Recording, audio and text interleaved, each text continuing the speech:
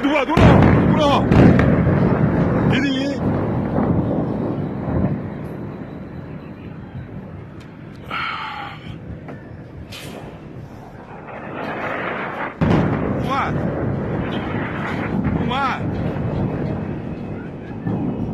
As Forças Armadas dos Estados Unidos estão se preparando oficialmente para uma grande invasão terrestre. Em uma escalada altamente confidencial, o Pentágono acaba de ordenar que uma armada de forças especiais de elite, paraquedistas aerotransportados e milhares de fuzileiros navais prontos para o combate sigam diretamente para a costa iraniana. Com mais de 17 mil soldados recém-chegados se posicionando, Washington agora está discretamente planejando um ataque anfíbio assustador, para o qual os iranianos não estão preparados. Vamos analisar esse deslocamento e o que sabemos. O Comando Central dos Estados Unidos anunciou que marinheiros e fuzileiros do USS Trípoli chegaram à região. Essa unidade conta com aeronaves de transporte, caças de ataque e recursos para assalto anfíbio.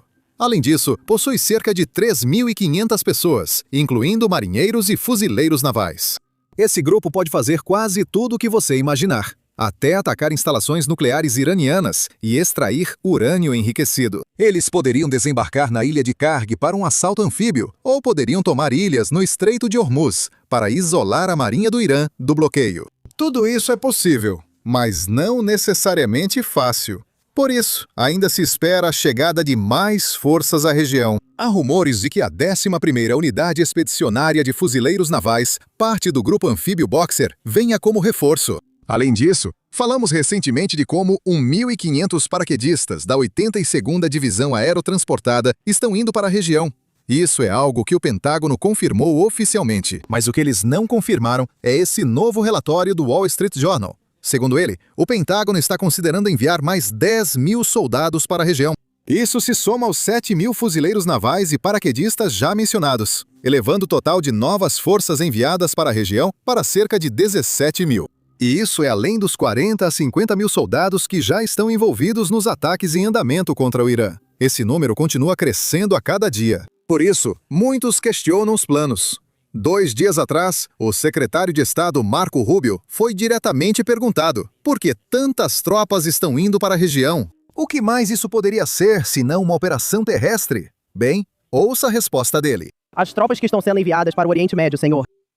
Que outras funções poderiam ter além de preparar o terreno para uma possível invasão terrestre? Enquanto o senhor menciona várias semanas, teme que isso envolva os Estados Unidos em um conflito prolongado, algo que o presidente Trump prometeu evitar ao assumir? Isso não será um conflito longo. Tom, repita os objetivos que te apresentei porque vejo relatos mostrando que outros não os entendem claramente. Nós, de forma bastante clara, talvez desde a primeira noite, deixamos claro quais são os objetivos desta missão. Vamos destruir as fábricas deles que produzem mísseis, foguetes e drones. Vamos destruir a marinha deles. Vamos destruir a força aérea deles. E vamos destruir grande parte dos lançadores de mísseis deles, para que nunca possam se esconder atrás dessas coisas para conseguir uma arma nuclear. Podemos alcançar, estamos alcançando todos esses objetivos. Estamos adiantados em relação ao cronograma na maioria deles. E podemos alcançá-lo sem nenhuma tropa terrestre, sem nenhuma. Agora, em relação ao motivo dos deslocamentos, número 1. O presidente deve se preparar para várias contingências, mas não vou comentar agora. Sugiro procurar o Departamento de Guerra, que deve dizer o mesmo. Podemos atingir todos os nossos objetivos com as tropas terrestres, mas estaremos sempre prontos para dar ao presidente o máximo de opções e chance de se ajustar a imprevistos, caso surjam. Ele não negou, e isso vale notar.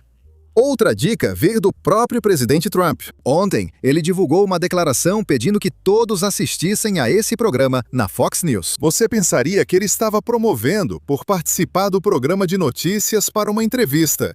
Mas não foi isso que ocorreu. O programa explicava por que tropas terrestres dos Estados Unidos poderiam ser necessárias, não para a invasão total, mas para a operação pontual.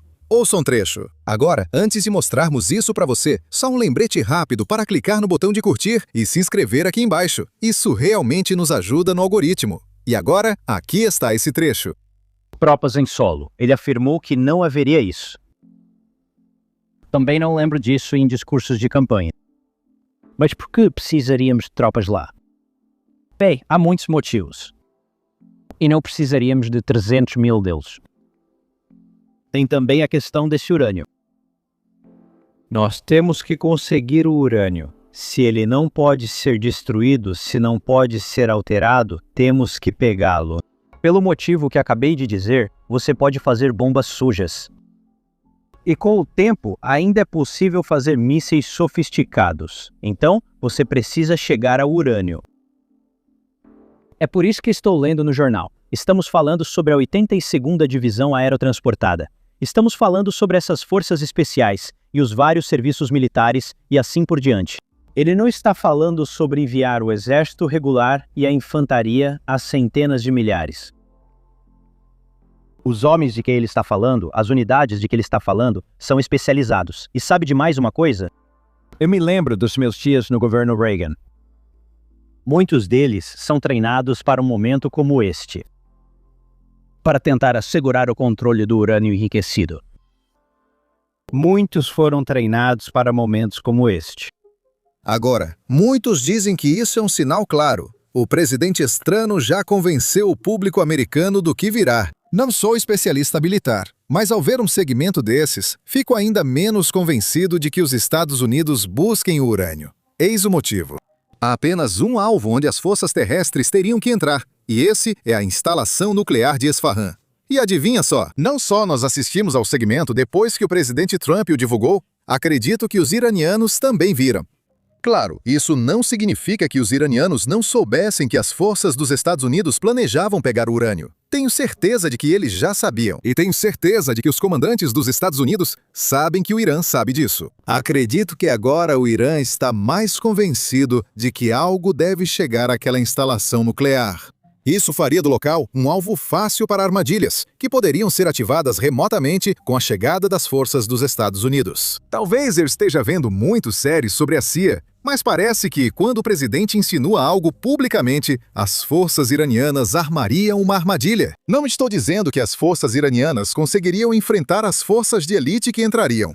De forma alguma, não seria tão difícil criar uma armadilha com a qual os iranianos contariam, não para vencer, mas para causar muitas baixas. Acredito que até os comandantes dos Estados Unidos sabem disso, e não enviariam voluntariamente suas forças de elite para algo que o inimigo já espera. Na verdade, mesmo voltando à Venezuela no início do ano, todos sabiam, inclusive forças e comandantes venezuelanos, que havia uma concentração no Caribe. Então, algo estava para acontecer. Mas ninguém sabia exatamente que a operação seria literalmente a extração do ditador venezuelano. Sabe, isso ainda foi uma surpresa, e tenho certeza de que isso ajudou muito as forças dos Estados Unidos ao realizar a operação. Então, não estou dizendo que uma invasão terrestre não está por vir. Tudo o que estou dizendo é que provavelmente não seria Esfahan, porque os iranianos estariam preparados. E os Estados Unidos ainda têm outras opções. Eles poderiam atacar a ilha de Karg, que o Irã usa para exportar 90% do petróleo. Ou podem atacar a ilha de Larak no Estreito. Ou talvez alguns outros pontos no Estreito que ninguém sequer está pensando. Ainda há espaço para surpresas. Hoje de manhã, o presidente do parlamento do Irã afirmou na TV estatal que, apesar da diplomacia com os Estados Unidos, acredita que os americanos planejam secretamente uma invasão terrestre. E eu imagino que ele provavelmente está dizendo isso se referindo aos movimentos de tropas que estão acontecendo na região. E além disso, ele está dizendo que os soldados iranianos estão prontos, esperando que os soldados americanos entrem no território iraniano para que possam cuidar deles. Agora, é claro, temos que lembrar que ele tem um incentivo para exagerar o risco de uma invasão terrestre, de que uma invasão terrestre dos Estados Unidos está chegando. Porque ao falar ao público interno, ele quer mostrar que o Irã está prestes a ser invadido. Se você pensa em desafiar o regime agora, talvez não seja uma boa opção. Devemos manter isso em mente. A liderança iraniana ainda está extremamente preocupada com a possibilidade dos protestos recomeçarem. E isso é algo que vamos abordar em um instante. Mas antes disso, vamos rapidamente revisar como eles estão fortificando a ilha de Karg, um dos possíveis pontos para uma operação terrestre dos Estados Unidos. Aqui estão mais detalhes. Nós precisamos preparar a invasão terrestre americana. Então, aqui está o que as fontes estão dizendo para a CNN esta noite. Elas dizem que o Irã está se preparando ativamente para uma invasão da ilha de Karg.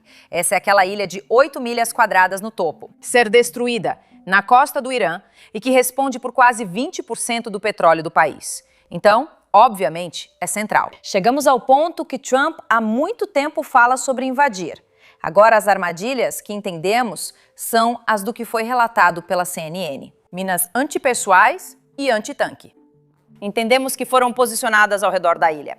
Teherã também estaria deslocando rapidamente um grande número de soldados e defesas aéreas para essa ilha, joia da coroa da indústria petrolífera. Até agora, entendemos que isso inclui também sistemas portáteis de mísseis guiados terra-ar. Essas situações poderiam causar muitas baixas americanas se as forças terrestres dos Estados Unidos invadissem, segundo autoridades e especialistas militares dos Estados Unidos. Algumas pessoas próximas a Trump o alertam que tomar essa ilha não resolveria as questões do Estreito de Hormuz. Agora, só o tempo dirá o que ocorrerá. Isso pode ser só uma tática de pressão nas negociações.